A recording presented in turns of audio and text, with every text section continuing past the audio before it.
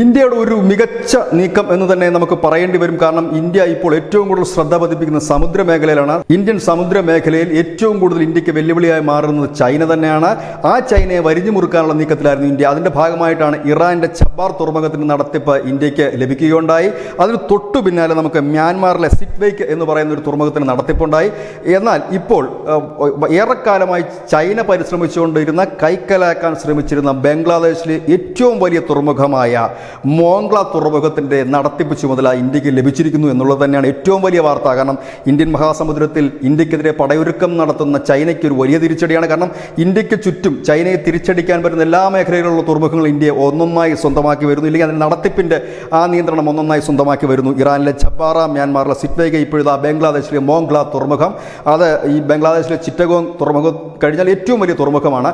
ഈ തുറമുഖം വഴി നമുക്ക് ഈ വലിയൊരു തുറമുഖമാണ്. ചരക്ക് ഗതാഗതം മാത്രമല്ല, അതിൻ്റെ നിയന്ത്രണം ഇന്ത്യ ഏറ്റെടുക്കുന്നത് വർഷങ്ങൾ നീണ്ടു നിൽക്കുന്ന ഒരു കരാറാണ്. ആ നിയന്ത്രണം ഏറ്റെടുക്കുന്നത് വഴി സമുദ്രത്തിൽ ഒരു വലിയ ആധിപത്യം സ്ഥാപിക്കാനും ചൈനയ്ക്ക് ഒരു വലിയ വെല്ലുവിളി സൃഷ്ടിക്കാനും നമുക്കറിയാം. അതൊരു വലിയ വാർത്ത തന്നെയാണ്. കാരണം ഈ ഒരു ചൈനയുടെ നീക്കത്തെ, കാരണം വളരെ കാലമായി ചൈന ശ്രമിച്ചുകൊണ്ടിരിക്കുന്നത് ഈ മോഗ്ല തുറമുഖത്തിൻ്റെ ടെർമിനൽ നടത്തിപ്പിൻ്റെ ഒരു കോൺട്രാക്റ്റിന് വേണ്ടിയിട്ട്, അതിലേക്ക് കരാറിന് വേണ്ടിയിട്ടാണ്. പക്ഷേ അതെല്ലാം മറികടന്നു ഇന്ത്യ അത് നേടി എന്നുള്ളത് വലിയ സന്തോഷകരമായ വാർത്ത തന്നെയാണ്, പ്രത്യേകിച്ച് നമ്മുടെ സുരക്ഷയുമായി ബന്ധപ്പെട്ട്. News desk Malayalam.